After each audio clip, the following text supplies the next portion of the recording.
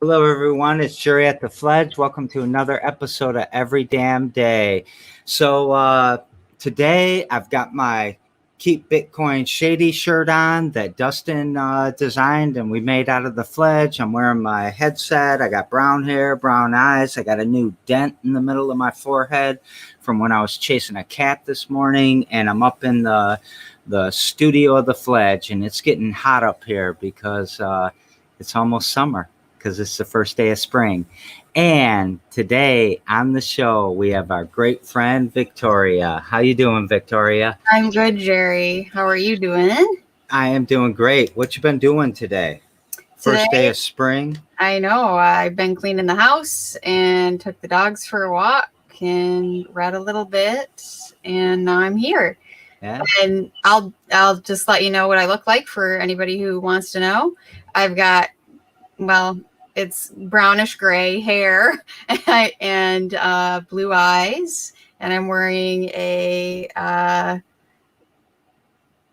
dark shirt, and I have white skin. All right. So let's jump into you. Tell us about you. Where were you born and raised and went to school? And I was born in Lansing, and then my parents at the time lived in Eaton Rapids, so I guess I lived in Eaton Rapids for a hot second. And then I moved to Dearborn with my mom for a little while, and then I moved back to East Lansing, which is where I grew up. And I lived there with my dad and my family, my stepmom, and my siblings. So went to school at East Lansing schools. And then as an adult, I skipped around a little bit, but for the most part, my entire adult life, it has been the east side of Lansing in various places. And sometimes I walk my dogs past places I used to live, which is kind of interesting. Yeah.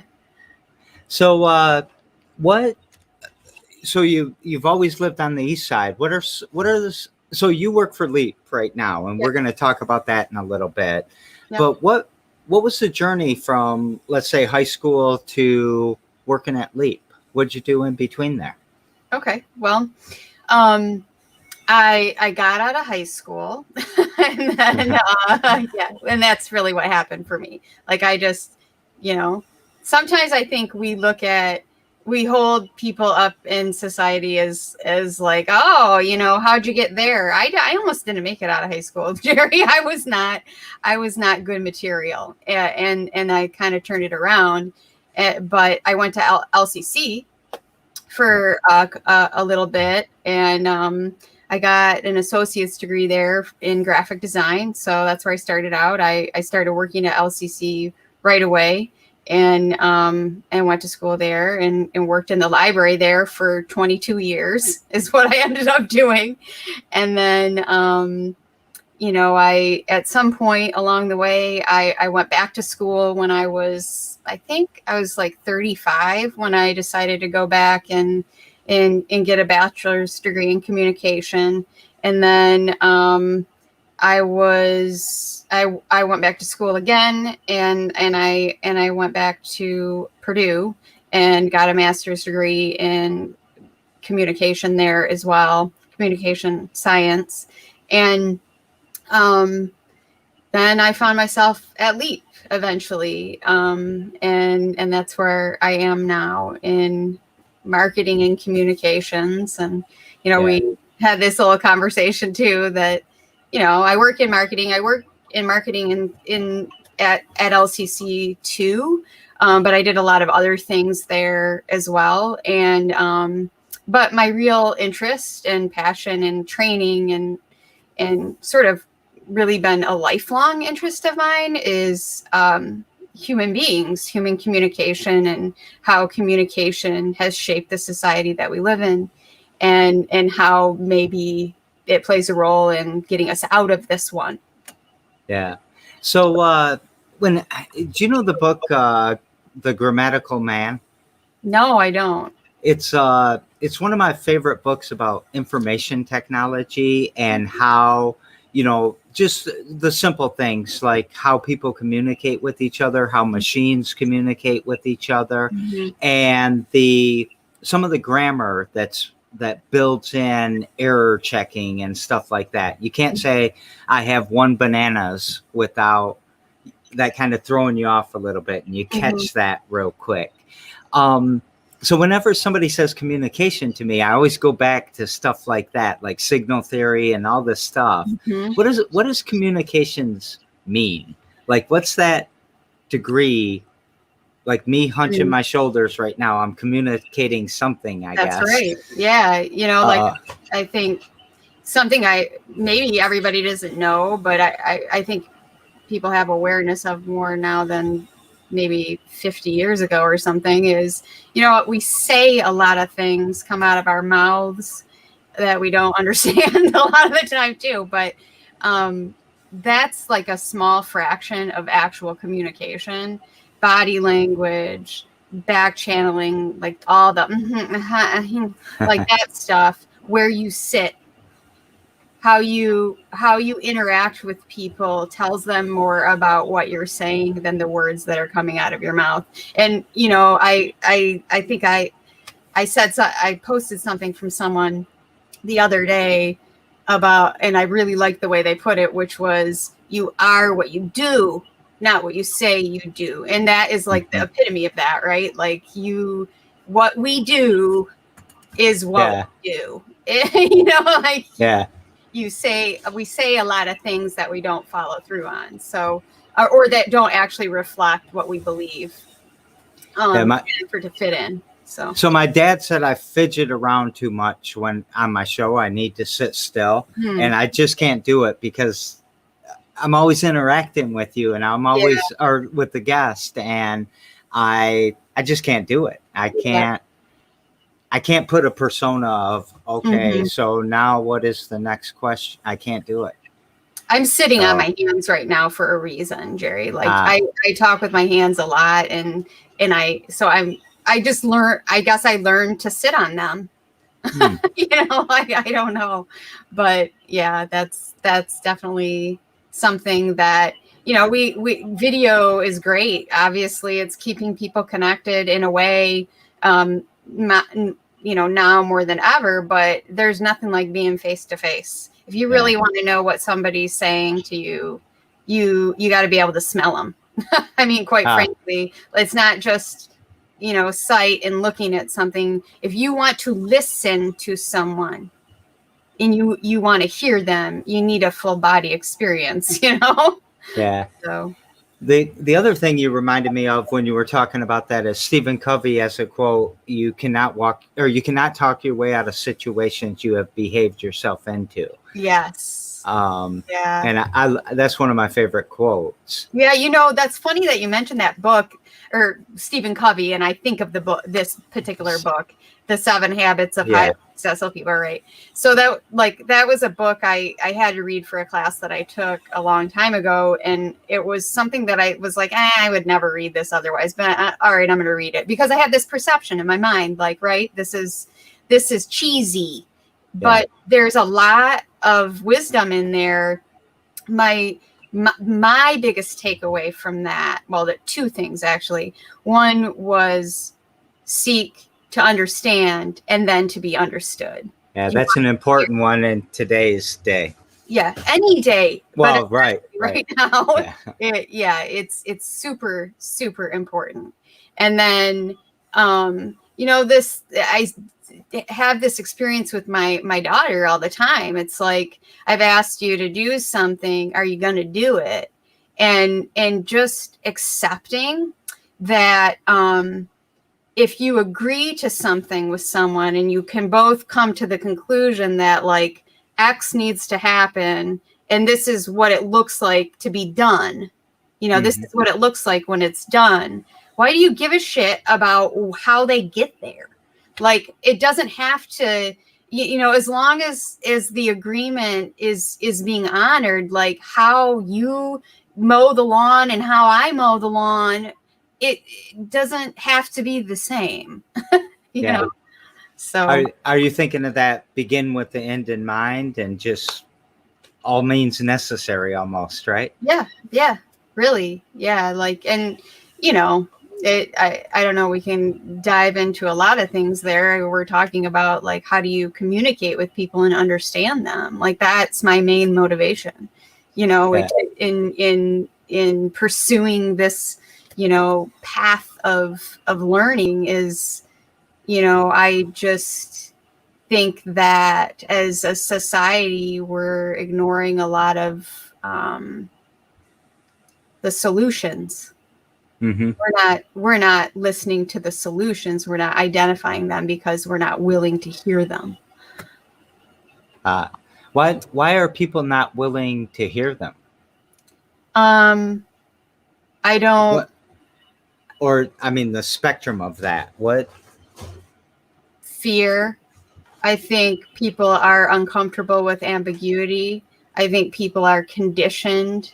I think that people are intentionally ignorant. I think that people are so comfortable with this sort of trauma dynamic that exists in this country that, let me just say this, not all people are comfortable with it.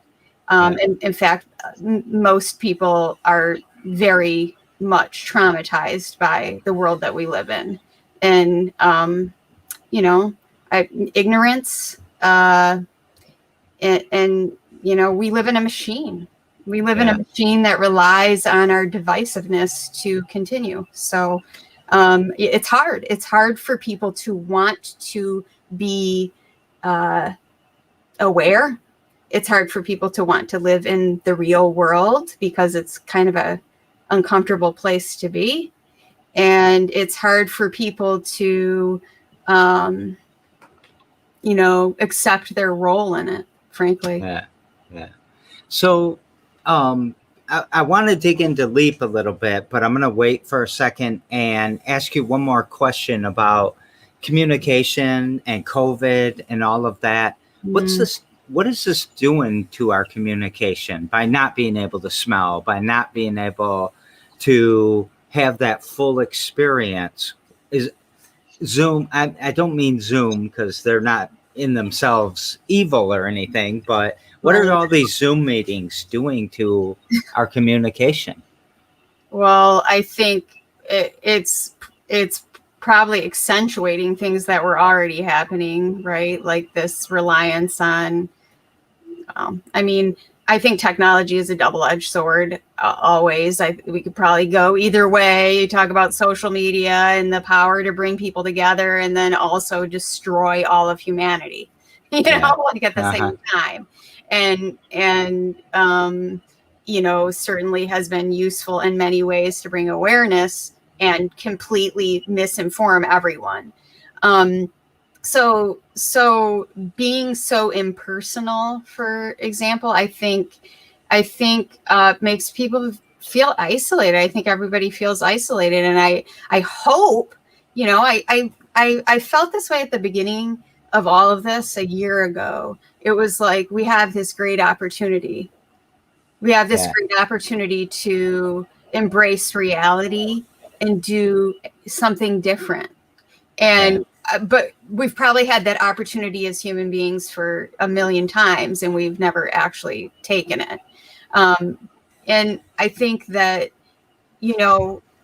we to punish people, we isolate them because we know how damaging that is, right? We know how damaging that is, how psychologically impairing and how it changes people's brains. So you have to wonder, I think most people still, if you live in a home with other people, there's interaction with other people still.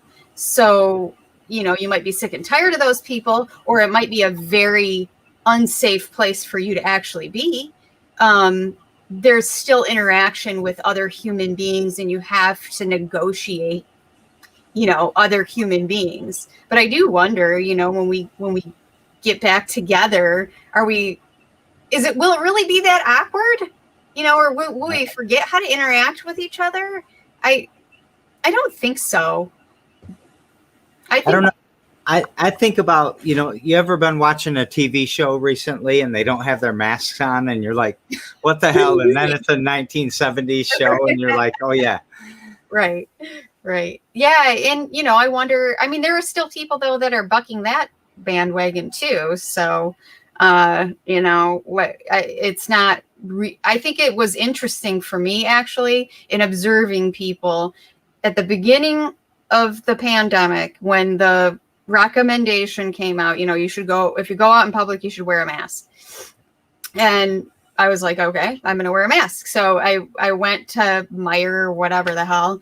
And the percentage of people wearing masks very low, at that time. Mm-hmm. It was questionable. And now it was weird. You with the mask, you got the weird looks. Now, if you go out and you don't have the mask, you're the person without the mask is getting the weird looks. I think more than the other way around. And that's a pretty quick transition, actually. Yeah.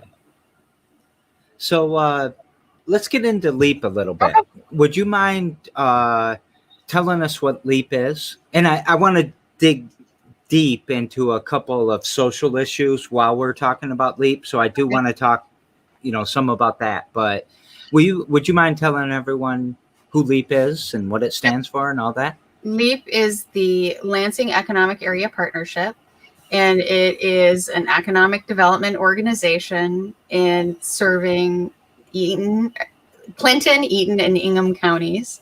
And what the hell is economic development? To be honest with you, when I joined LEAP, I really had very limited knowledge of the scope of economic development. What is it, etc. And now I have a much better understanding of that. And it's, we see the effects in our communities, of course, for good or bad. And that might mean a building, or it might mean actually entrepreneurs. Yeah. And it might mean, we don't really deal with infrastructure like that's other agencies, in the community like Tri-County Planning Commission and that sort of thing. But,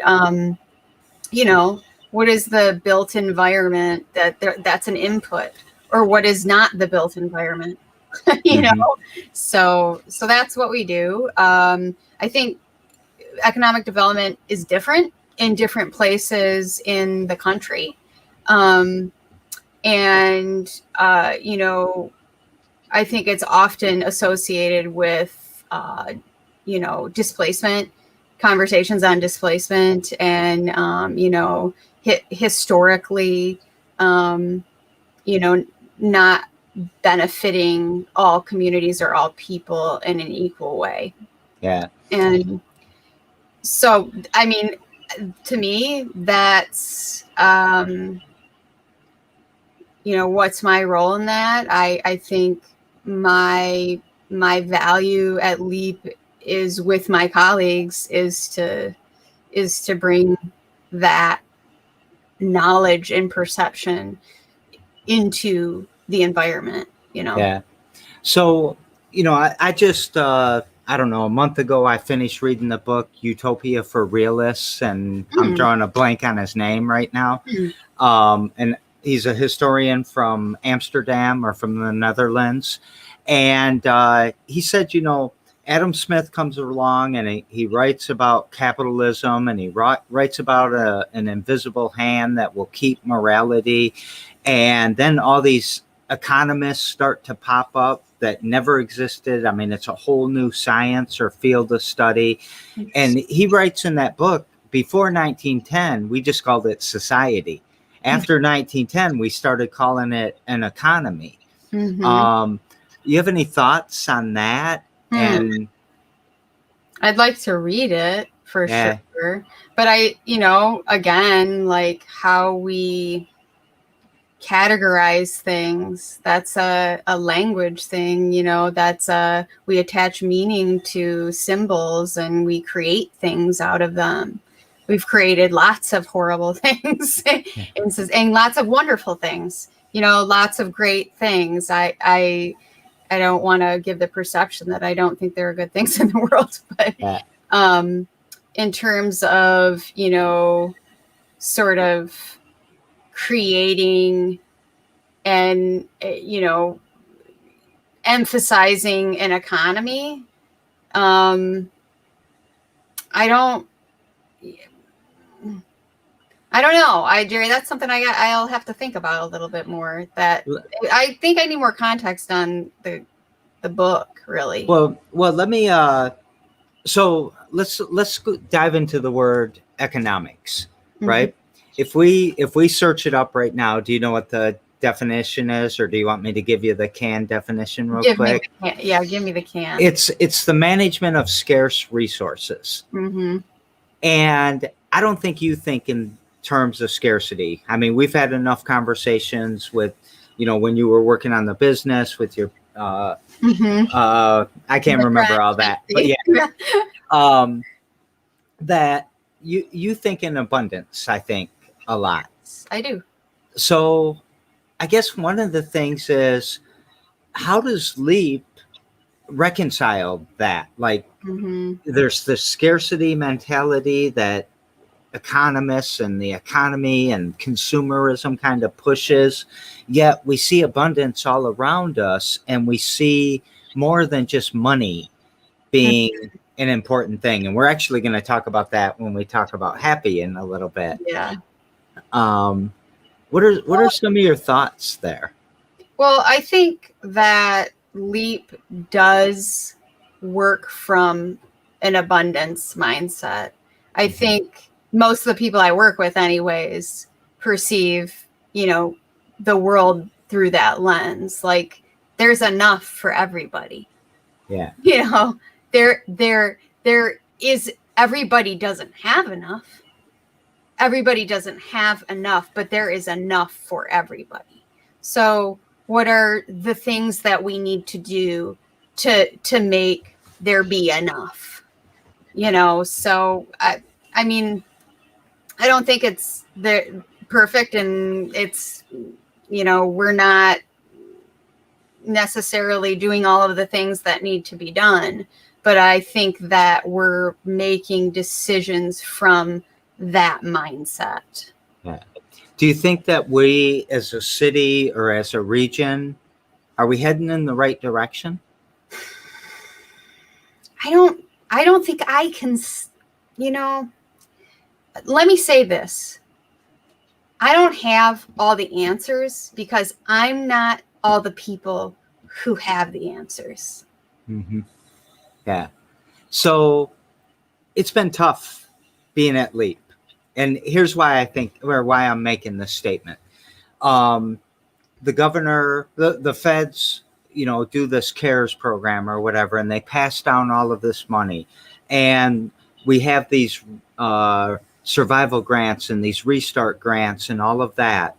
And it's not enough money, right? That gets passed down. So now you guys are getting 2,000 applications. Maybe that's about right. For a grant that you can only give maybe 1 out of 4 or 1 out of 5 of those people a grant.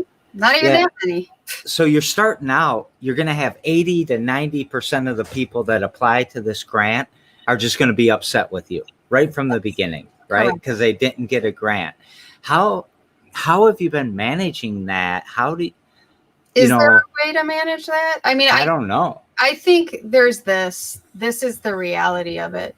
Here's the thing that pisses you off, though, at the end of the day. There's enough out there somewhere. Yeah. There's enough out there somewhere. We're just not seeing it. And, so that's disappointing. It's disappointing. Yeah. Yeah. There's no way to satisfy the need. And, you know, sometimes there are, you know, they make it's not easy. That's not our normal work. Yeah.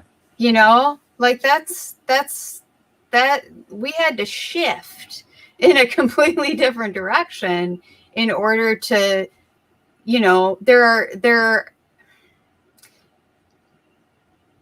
you don't want to leave money on the table. Right. You know, when there's not enough money, you don't want to leave money on the table. So you have COVID come and you have all of the shutdowns that just, it hurts. The jobs are gone. The expenses are different. The availability of stuff is more scarce, toilet paper or whatever. And which seems silly, but it happened. I mean, use a rag. It's fine. It'll be fine.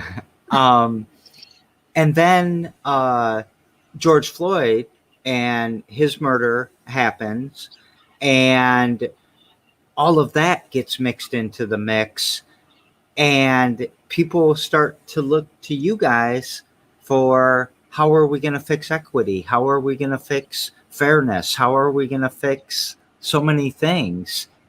On top of, here's a bunch of limited resources. Go try to make the best of your city or your region as possible. Mm-hmm. It's been tough. And I don't know if you guys get enough empathy. I kind of like have this mentality a little bit about it, Jerry. Like,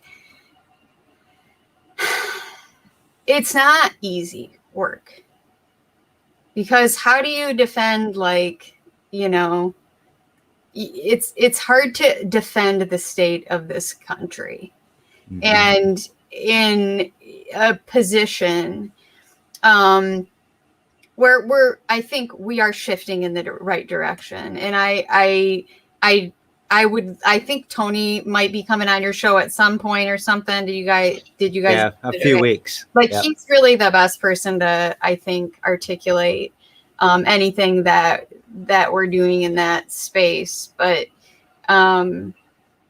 you know, I like to get into the root. Well, let's get into it. Of a problem, you know, like that's where I like to get down into the deep part of it, and understand. I think that, like, that's why I'm so drawn to human beings and understanding them, because we create the greatness. There's greatness in everybody, but we also create bad things together. And, mm-hmm. You know, how does that happen? And I, when I look at the world, I kind of like to try to find at least the things that we can salvage about things. When things need to change, are there things there that we can salvage as well? And then work within that and sort of transform those, you know, dig up the ash and toss it. And I guess I just feel like there's a need to just accept that you don't get empathy sometimes. Yeah. So I don't know how I want to shift modes a little bit, because one of the things that I think I know about you is that you care about justice. You care about social justice. You care about what has happened for 400 years before us, and for the last, 9 months or so since George Floyd died. But even, you can go Breonna Taylor, you can go yeah. So what's been going on with you there? I'm really curious about your job and and if I'm not being clear, I think LEAP has done a pretty good job. I mean, it's super hard to do, to make everybody happy. I think LEAP's done a good job in helping to navigate. But it also showed us that there's not enough coming down I mean, you could have given everybody $50, but then what? It doesn't save your business. No. So there were some tough choices that had to be made in a time when, you wanted to help everybody, but you couldn't. And then you also have just so much going on. Like, what you personally, what are some of the things that you've been navigating through in that struggle, I guess? Well, I think, you know, again, I try to bring that lens to the table that we don't have all the answers. And, we also did not operate in a vacuum during all of that. There's many people involved from throughout the community in trying to help with that process. So, that's one way to try and address some of the difficult decisions is to include people who are affected. So, obviously, I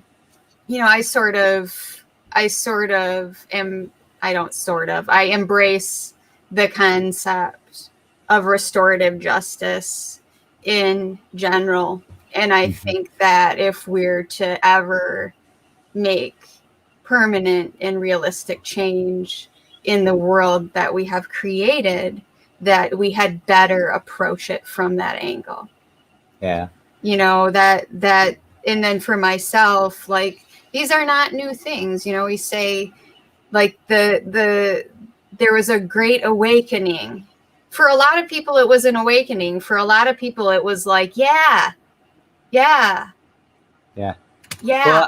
this has been, you're finally awakening. Fantastic. So it's,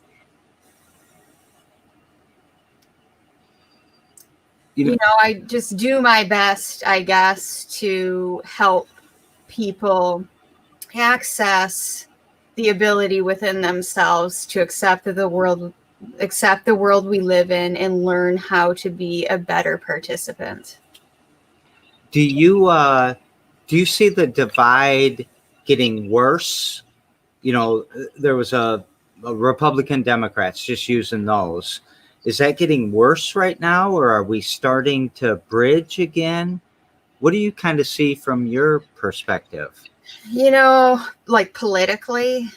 Well, maybe just our friends that we, sort of hung out with 5 years ago. Now we are mad at each other. We're going to swing at each other. I think most of the people that I see or hear saying things that I'm just like, you're not living in the real world. That it's like they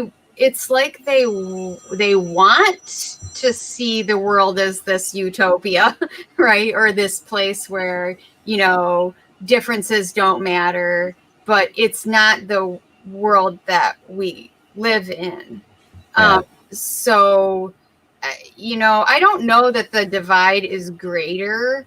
I think, I don't think we'd be, I don't know. I think more people are aware and more people feel comfortable with their agency, and more people feel comfortable speaking out about the fact that this is our reality than I ever remember. And I don't know if that's because everybody's cooped up and just more information was you had more time to look at things and read information that was coming across. But I don't know. I have kind of a different maybe it's not a different perspective, or my perspective on how racism, classism, and sexism exists within the political spectrum. Like, these people are liberals, these people are conservatives. I think it permeates Yeah. political spectrums. So I don't know that there's always a clear divide there. It's almost like two axes, right? You got your conservative access or your liberal access, and then you've got this shitty access. I don't even know what it. I mean, you got Cuomo, who seemed like a great guy for a long time with what he was doing with COVID, but layered in all of that is this sexual harassment, and probably even worse. Yeah, and I think we just I think more people are aware, more people are comfortable talking about it. But I mean, we live in a machine that relies on these structures of division to keep itself moving. And it didn't just pop up last Friday. This is hundreds of years. And frankly, if you want to talk about, sexism, that's longer than hundreds of years. I mean, it's that like billions of years. It's Yeah. I don't know. I hope is that we're at a time in history where we can start to legitimately address the issues that we're facing if we really want to live up to our proposed values. So, yeah. So before the show, we talked about a couple books, and I can't remember it because I can't pronounce it. But what was the book you were talking about? And tell us a little bit about that, if you don't mind. Pedagogy of the Oppressed. Yes. That's in like that for my thing. I want to like leave everybody with or whatever. I want to. Oh, you want to save it? I want to. Yeah, let's save it because I want to recommend some reads that I think are important. Oh, perfect. All right, so we'll go to that in a second. Okay. What would you say? So LEAP, their mission, and I've sat in these rooms, but I just can't remember it, is probably something like to make the region prosperous and in a fair and equitable way. And all of those things. How does your mission in LEAP and what's your mission?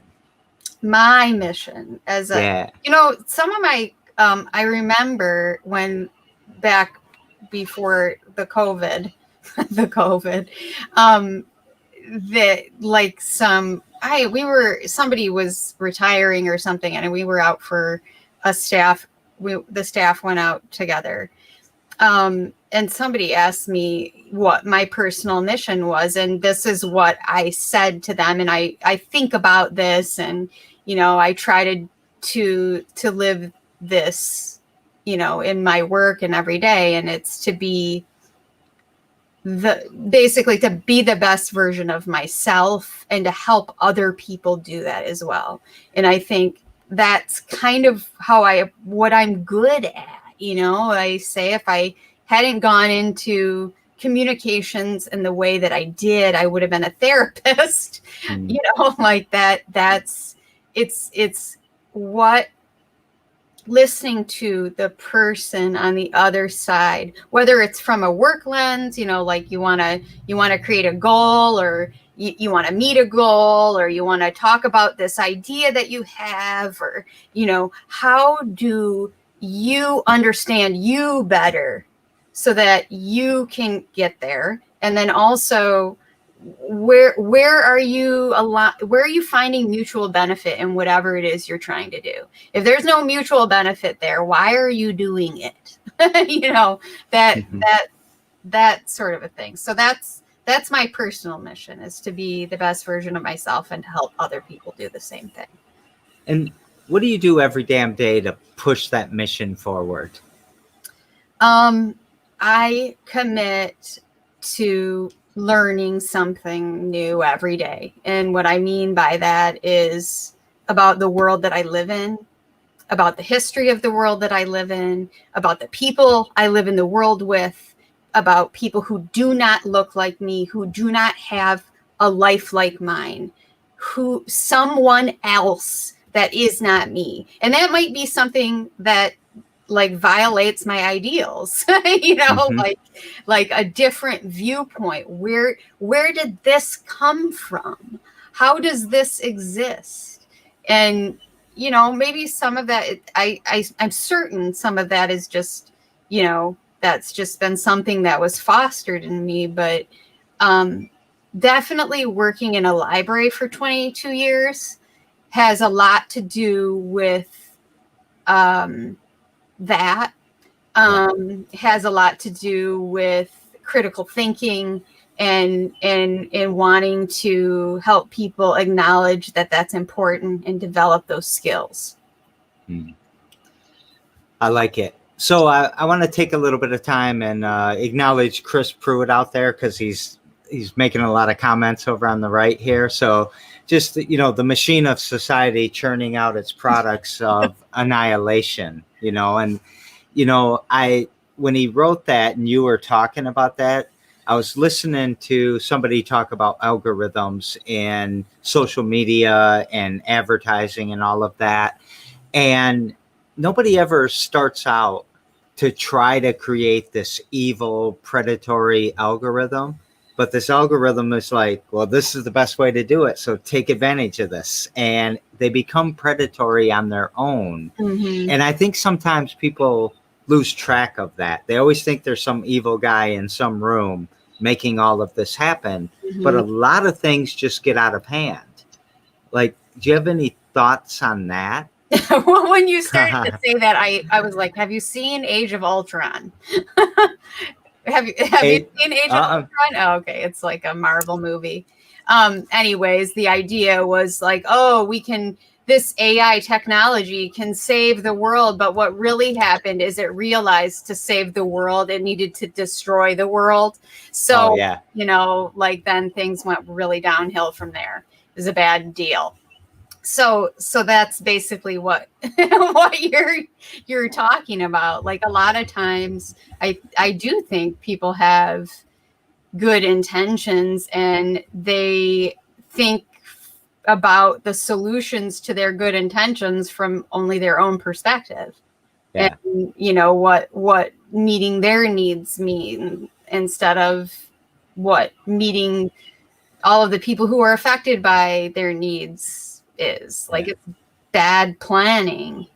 But I think it's very, very important to approach life. We're all individuals. We all bring baggage to the table. Like, there's so much trauma in this world, and oppression is trauma. Yes. And we are living in that kind of society, and trauma affects people deeply. It changes the way you are able to cope within the world that you live in, frankly. And it makes it harder. It makes it harder to connect with people, which I know we're going to talk about. And it makes it hard to just engage in general in life. There's so many things that are affected by that. If that's one thing we can stop doing, it's stop traumatizing children and turning them into traumatized adults and then not doing anything about it. Yeah. We could talk for hours. One other quick thing that he said is hugs to you, Victoria. We were talking about empathy, and he was talking about, I think it was in the time frame where we were you're so tough right now, because I cry a lot, to be honest with you. I see a lot of trauma. I get a lot of secondhand trauma.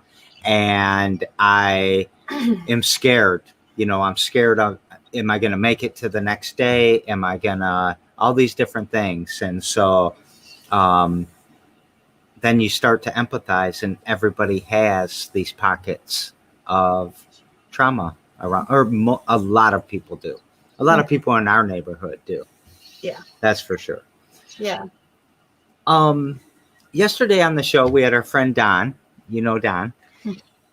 And we daisy chained the shows together. So he has a question for you. And his question is, and I usually don't let people get away with this one because it's very specific to you. When's our next hatching in person going to be? Yeah. God, that's so unpredictable. Yeah. Oh man. Maybe I could talk more about when I wish it could be. But also I want to validate the usefulness of that. I mean, I know it's not the same event, right? It's not, it's when people come together, there's something different that happens. We talked about that earlier, right? Like there's this deeper understanding and ability to connect than there is over a video screen. And you don't do a whole lot of networking on the virtual version, obviously, other than in the comments and whatever. Yeah. So there's that piece of it. But, you know, I'm going to say a year. Jerry, I'm going to say next year. I can't believe that. But I'm going to say next year. But the virtual piece, you know, it's, you can argue it's more accessible. It provides a wider range of people with an opportunity to participate. If you're freaked out about giving, if proximity to people is upsetting to you, you're going to be and you have a great idea, you're going to be less likely to participate in the in-person version of that event. But if you don't have good broadband, you might not be able to participate in the virtual event. If you have your technical competency it makes you uncomfortable, you might not participate. So I guess there's a pro and a con to both. Yeah. I miss the it's always on screen, right? And then nobody's around, so you can't screw around with Tony and do that. Right, and nobody see because you're right on the screen. So you're either on the screen or you're with nobody. And that's the part I miss that a lot. Just the playing that you can do when, and have these personal connections. Tomorrow on the show, I've got Rex, and Rex was in Lansing for a while. He's doing a lot with solar and renewable energies. And now he's out in California. What question would you like me to ask Rex on your behalf? I want to know from Rex in the solar panel business there, what is the most challenging barrier you face every day as you are trying to engage in that business? Yeah. And I can't wait to hear his answers because he overcomes challenges a lot, and I haven't talked to him in maybe 2 months. So we'll see what his new challenges are. With you, what's been your biggest challenge, or what is your biggest challenge in what you're up against and what you're trying to do? Well, I think it's definitely rooted in communication, but, sort of sometimes it's aligning my values with kind of the, state of the economy, and I am able to do that because LEAP is actually moving in that direction that aligns with my values. And also I think that it's just, communication is hard, man. Like interacting with people and taking that tact to really figure out what people need and how to get it to them. That's not the easiest game in the world, to be honest. Yeah. And especially so if you got a signal, you got a message and a receiver, right? A signal and a receiver. There's a lot of, what's the old phrase? There's many a slip between a cup and a lip.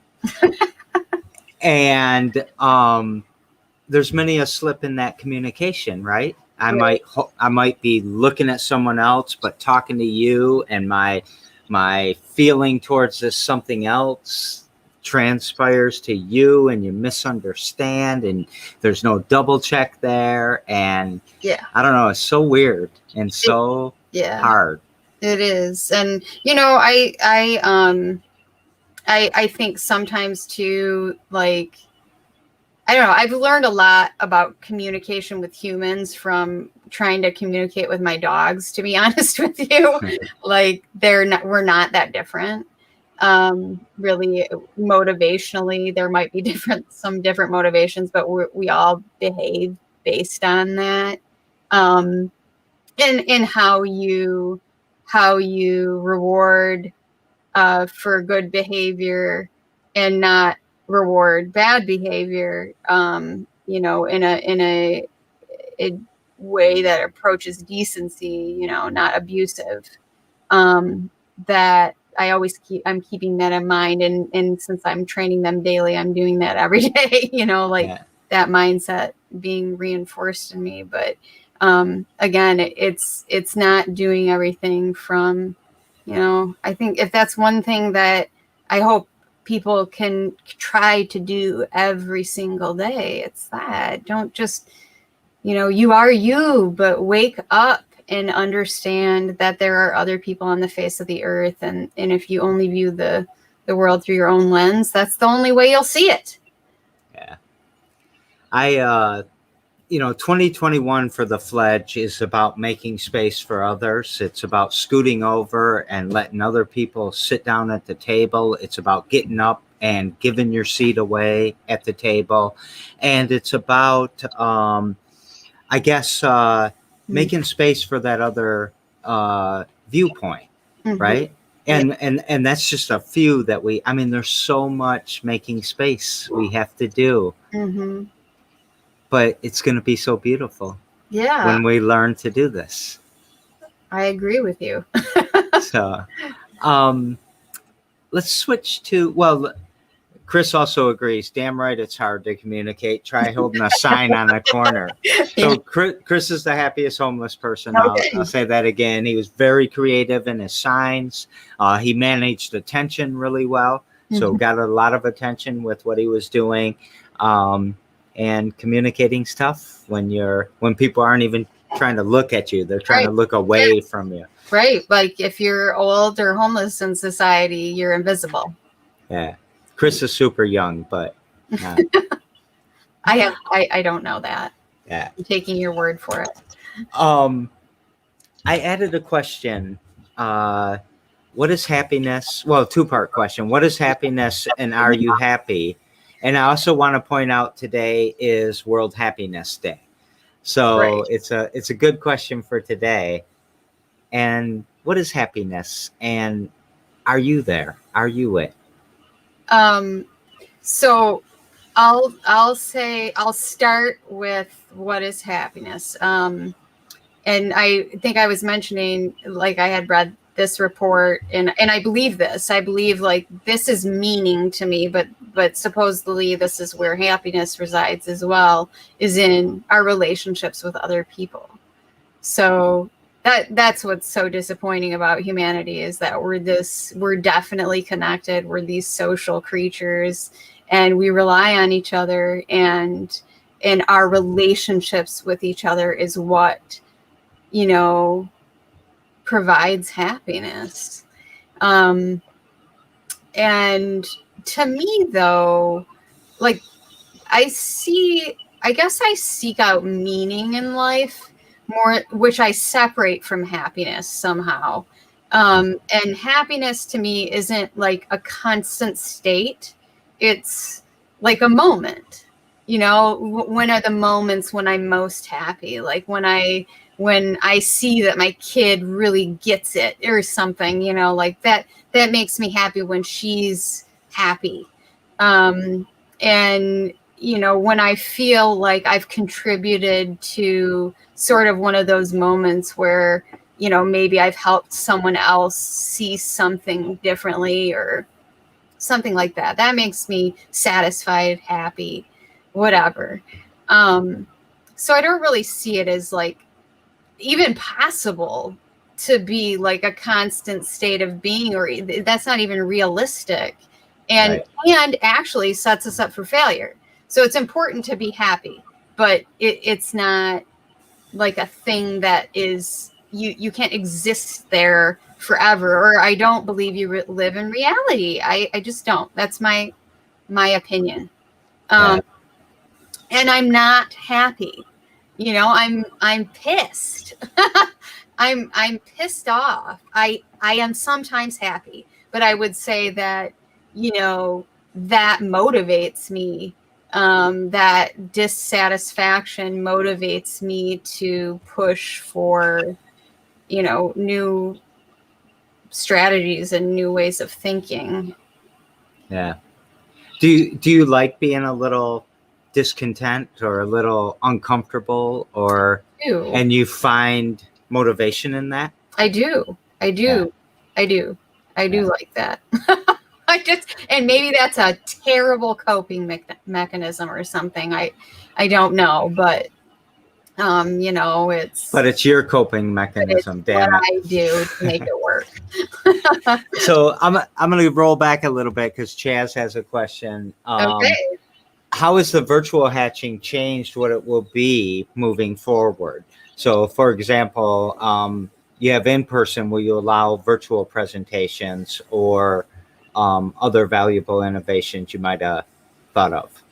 I think that's a great question, Chaz. And I don't have an answer for you, but I know like a concrete answer. But we have discussed a couple of things. One of those things being like virtually, we're able to reach more people. You can reach more people virtually than you can in person, generally speaking. And I think that as we're moving forward, we have to recognize like how do we keep this virtual aspect going as well as the in-person piece. So that very well may be an option, is to present virtually and present in person as well. Mm-hmm.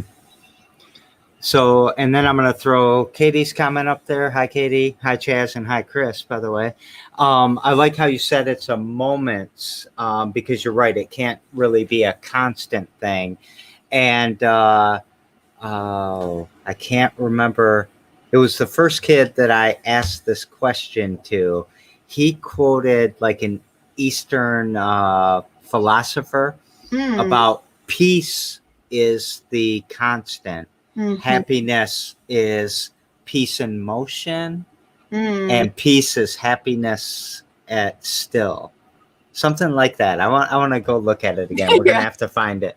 Yeah, I think I'm a little bit stoic in nature, and I don't mean like my being is that way, but my mentality is a little bit like, how do you know if you've made progress if you've never been uncomfortable?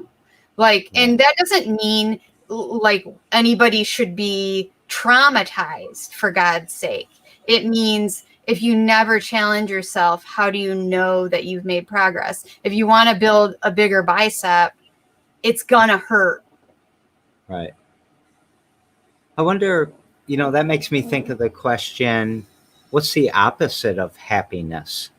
Is it sadness? I think that's generally what we think.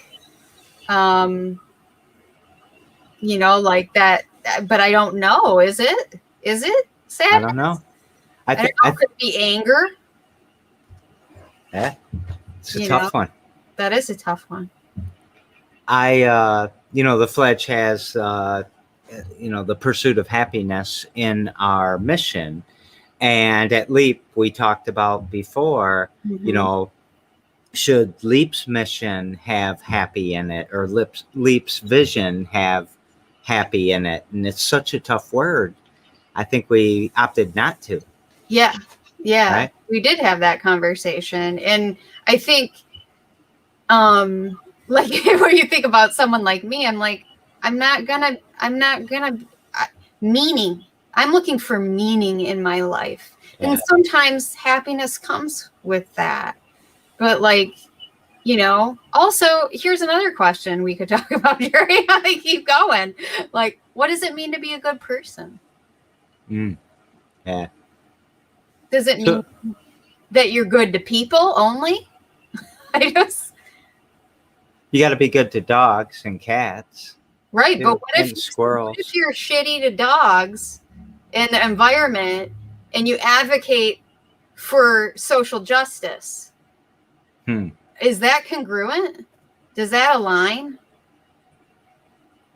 Yeah, maybe it's all relative to where you're at, the context and all that. So you made me think about Victor Kafka and Man's Search for Meaning. Mm-hmm. Is that going to be one of your books, or can we talk about that for a second? No, you can talk about that for a second. You know, he's in a concentration camp. He's searching for his meaning in this life. I don't know that I would say he was happy, but he was content, or he figured this out, that it was a state of mind, that meaning was something you could find even in the worst of situations. Yeah, a lot to explore here. Yeah, there is. That's interesting. And there's another book, and I want to say it's like Elie Wiesel, and it's called Night. And he was a concentration camp victim, and the basically the conversation, you know, he's having is around, you know, owning your own mind even in the midst of torture. And, you know, you have ownership.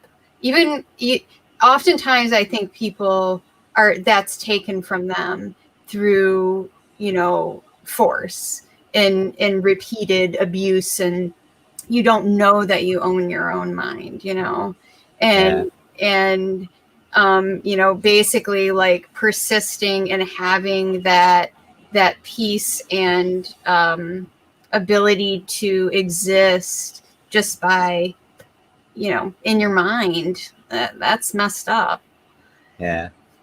I want to give a quick shout out to Mona David. She needs to come on the show. I think I said that last time too. She was saying happy or not happy, it's from within. Mm-hmm. Just be good to yourself. Yeah. What? Did we forget to talk about something? No. I think, well, I had some book recommendations. Well, no, I'm going to ask you that still. Okay. For you to take us out with something. But, you know, with the work that we've done together with LEAP, and then everything else that, you know, we've been involved with, or you've been involved with this COVID, I knew we would run a little long, but I think this might be the longest show that we've done so far. Sorry. No, it's okay. What do you want to take us out with? Well, one thing I do want to say is, so when you said Mona, and Mona gave great advice, you know, one other thing I do every damn day is I do some sort of a yoga practice, because it connects me to mindfulness, basically. And that is, you know, a great reminder, Mona, to treat yourself with kindness, and you'll probably treat other people with kindness if you can do that. So thank you for the reminder. And then also it reminded me that Mona is in the One and All program. And I think it's a good opportunity to remind people that that program exists, and that they can apply for it. And that, you know, the idea is to accelerate economic mobility, for people to own their own business, for people to pursue their particular passion. And it's open to nonprofits too. So just plug.